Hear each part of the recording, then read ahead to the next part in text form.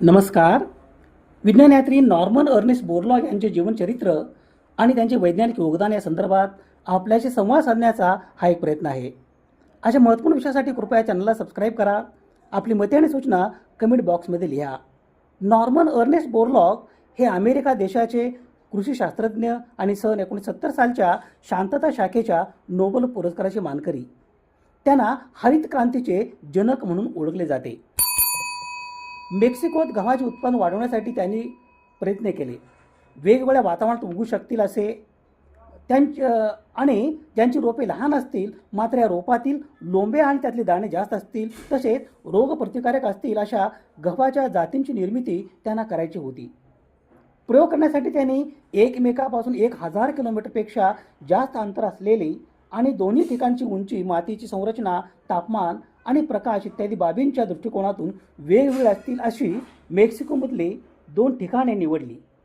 या दोन्ही ठिकाणी त्यांनी सातत्याने 10 वर्षे गव्हावरील संकरणाचे प्रयोग केले. या प्रयोगाच्या आधारे त्यांनी गव्हाच्या काही संकरित जाती निर्माण केल्या. उदाहरणार्थ ओरिओले योगेले निर्माण केलेल्या नवरिक 10 या जपानी जातीचा संकर जास्त उत्पादन देणाऱ्या ब्रेबर 14 या अमेरिकन गव्हाच्या जातीशी करण्यात आला. अशा प्रयोगामुळे मेक्सिकोतल्या कृषी उत्पादनाचे स्वरूपच बदलले. गव्हाच्या उत्पादनाच्या बाबतीत मेक्सिको स्वयंपूर्ण तर झालाच, पण गव्हाची निर्यातही करू शकला. सन 1960च्या दशकात भारत देश अन्न समस्येशी झुंजत होता. काही भागात तर भीषण दुष्काळाची स्थिती होती. भारताच्या कृषी मंत्रालयाचे तत्कालीन सल्लागार डॉक्टर M.S. स्वामीनाथन यांनी नॉर्मन बोरलॉग यांना भारतात बोलावले. बोरलॉग यांच्या सहकार्याने सन 1966 साली अधिक उत्पादन देणारी सुमारे 1800 टन बियाणे मेक्सिकोतल्या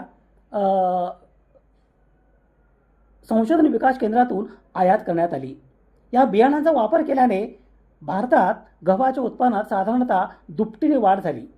1.23 कोटी टनावरून हे उत्पादन 2.1 कोटी टनापर्यंत वाढले.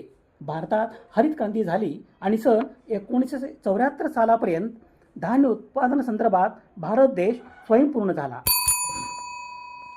नॉर्मन अर्नेस्ट बोरलॉग यांचा जन्म दिनांक 25 मार्च 1914 रोजी हॅवॉर्ड काउंटीतील क्रेस्को, अमेरिकेतील आयोवा राज्यात झाला. त्यांचे प्राथमिक शिक्षण हॅवॉर्ड काउंटी येथील एक खोली ग्रामीण लहानशा शाळेत झाले. एका लहान मिश्र पीक आणि पशुधन कुटुंबाच्या शेतात त्यांनी कामाची नैतिकता शिकली. बालपणी त्यांनी कौटुंबिक शेतातली गुरे सांभाळणे, मका आणि ओट पिकाची लागवड अशी कामे केली. मिनेसोटा विद्यापीठातून त्यांनी वनीकरण विज्ञान शाखेत BSc, MSc आणि वनस्पती विकृती व अनुवंशिकता विज्ञान या विषयात PhD मिळवली. त्यांची थोड्या दिवसात ड्यूपॉन्ट नेमोरस फाउंडेशन विल्मिंग्टन येथे सूक्ष्म जीवशास्त्रज्ञ म्हणून नेमणूक झाली. 2 वर्षातच ते मेक्सिकन सरकारच्या गहू संशोधन केंद्रात अनुवंशशास्त्रज्ञ म्हणून काम पाहू लागले. या कार्यक्रमाचे ते प्रमुख होते. या कार्यक्रमाचा हेतू अधिक उत्पादन देणाऱ्या रोगप्रतिबंधक सुधारित वाणांची निर्मिती करणे होता.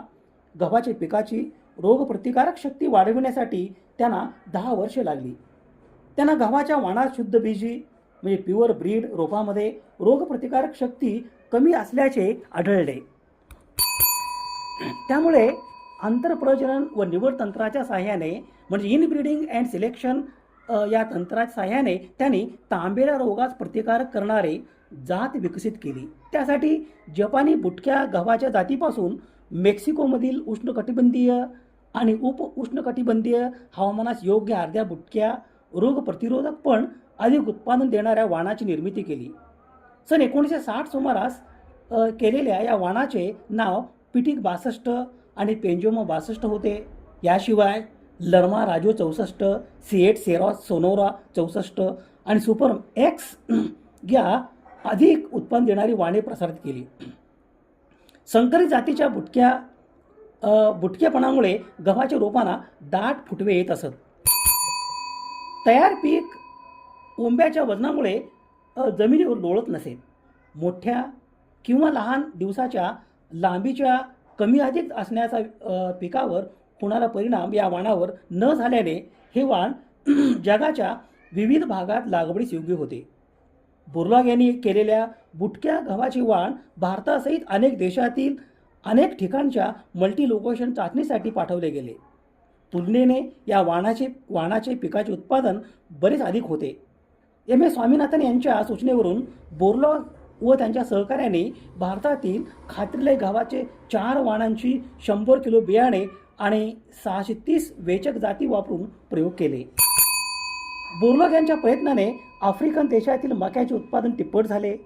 बोरलॉग यांची नव्याने स्थापन झालेल्या मेक्सिकोतील टेक्सकोको येथील आंतरराष्ट्रीय कृषी संशोधन आंतरराष्ट्रीय मका आणि गहू सुधार केंद्र येथे संचालक म्हणून नियुक्ती करण्यात आली. निवृत्तीनंतरही ते तेथेच वरिष्ठ सल्लागार म्हणून काम करीत राहिले. त्यांनी गहू, ट्रायटिकेल, बार्ली, मका आणि ज्वारीसह अनेक पिकावरील संशोधनात मोलाचे योगदान दिले. सन 1984 पासून त्यांनी टेक्सास A&M युनिव्हर्सिटीमध्ये अध्यापनाबरोबर संशोधन करण्यास सुरुवात केली. त्यांना विद्यापीठातील आंतरराष्ट्रीय कृषी विभागाचे विशेष प्रोफेसर ही पदवी देण्यात आली. येथे काम करत असताना ते इंटरनॅशनल फर्टिलायझर डेव्हलपमेंट सेंटरचे संचालक मंडळावर देखील होते. बोरलॉग हे जीवनाच्या अंतापर्यंत याच विद्यापीठासोबत राहिले. जगातील लाखो लोकांना अन्नधान्य उपलब्ध करून देण्याचा योगदानाबद्दल त्यांना सन 1970 शांततेचा नोबेल पुरस्कार देण्यात आला. आशिया आणि लॅटिन अमेरिकेतील अन्न उत्पादनावर या हरित क्रांतीचा विशेष परिणाम दिसून येतो. या हरित क्रांतीसाठी केलेल्या योगदानाबद्दल त्यांना प्रेसिडेन्शियल मेडल ऑफ फ्रीडम हा अमेरिकेचा सर्वोच्च नागरी पुरस्कार, national academy of sciences public welfare medal, rotary international 2002, national Medal of science असे अनेक पुरस्कार मिळाले. नॉर्मन बोरलॉग यांनी सन 1986 जागतिक अन्न पुरस्कार या आंतरराष्ट्रीय पुरस्कारासाठी स्थापन केले. बोरलॉग यांनी inter American food crop program यांचे संचालक म्हणून आणि आंतरराष्ट्रीय मका आणि गहू सुधार केंद्र मेक्सिको सिटीचे संचालक या पदावर कार्यरत होते. त्यांनी जगभरातील अन्नाची उपलब्धता आणि गुणवत्ता सुधारण्यात योगदान दिले. त्यांनी सल्लागार म्हणून सतत मागणी करत असताना बोरलॉग यांनी कृषी लोकसंख्या नियंत्रण आणि नवीकरणीय संसाधनावर अनेक समित्या आणि सल्लागार पॅनलवर काम केले. त्यांनी टेक्सास A&M युनिव्हर्सिटी येथेही शिकवले. त्यांनी टेक्सास A&M येथे सन 2006 Norman Borlaug Institute for International Agriculture या संस्थेची स्थापना केली. त्यांच्या इतर अनेक सन्मानामध्ये Presidential Medal of Freedom, National Medal of Science, Congressional Gold Medal आणि United Nation FAO Agricola medal. Norman Borlaug यांनी गव्हाच्या रोगनिरोधक अधिक उत्पादन देणाऱ्या वाणांचा शोध लावला. त्यांच्या शोधामुळे मेक्सिको, भारत, पाकिस्तान इत्यादी देशातील धान्याच्या उत्पादनात आमूलाग्र क्रांती झाली. सन 1970 नॉर्मन बोरलॉग यांना भुकेल्या जगाला अन्न देण्यासाठी आयुष्यभर काम केल्याबद्दल शांततेचा नोबेल पुरस्कार देण्यात आला.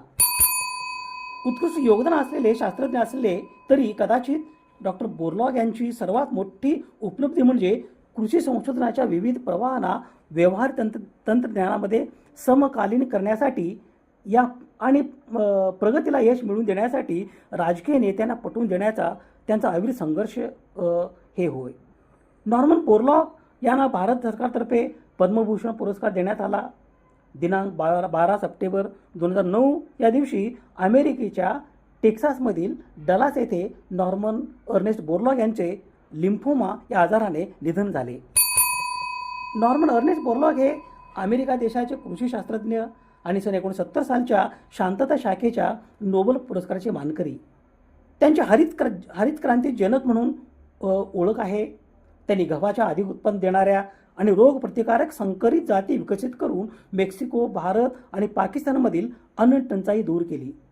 यामुळे अब्जावधी लोकांचे प्राण वाचले. त्यांच्या या कार्यासाठी त्यांना सन 1970 नोबेल शांतता पुरस्कार मिळाला. नॉर्मन अर्नेस्ट बोरलॉग यांचा जन्म दिनांक 25 मार्च 1914 रोजी हॅवॉर्ड काउंटी येथील क्रेस्को या ठिकाणी अमेरिकेतील आयोवा राज्यात झाला. त्यांनी गव्हाच्या बुटक्या व रोगप्रतिबंधक जातीवर संशोधन केले. त्यांना सेमी डॉर्फ गहू म्हटले जाते. सन 1960च्या दशकात त्यांच्या संशोधनामुळे भारत आणि इतर विकसनशील देशात गव्हाचे उत्पादन अनेक पटीने वाढले. गहू उत्पादनाच्या संशोधन कार्यातील योगदानामुळे नॉर्मन अर्नेस्ट बोरलॉग यांना जगातील सर्वाधिक लोकांचे प्राण वाचवणारा माणूस असे संबोधले जाते. त्यांना मिळालेल्या पुरस्कारांची ही यादी आहे बघा. नोबेल शांतता पुरस्कार, भारत सरकारचा पद्मविभूषण आणि अमेरिकेचा सर्वोच्च नागरी सन्मान प्रेसिडेन्शियल मेडल ऑफ फ्रीडम. त्यांनी वर्ल्ड फूड प्राईज या पारितोषिकाची स्थापना केली. दिनांक 12 सप्टेंबर रोजी अमेरिकेच्या टेक्सासमधील डलास येथे नॉर्मन अर्नेस्ट बोरलॉग यांचे निधन झाले. विज्ञानयात्री नॉर्मन अर्नेस्ट बोरलॉग यांच्या स्मृतीस विनम्र अभिवादन. सर्व संदर्भासाठी ही यादी आहे.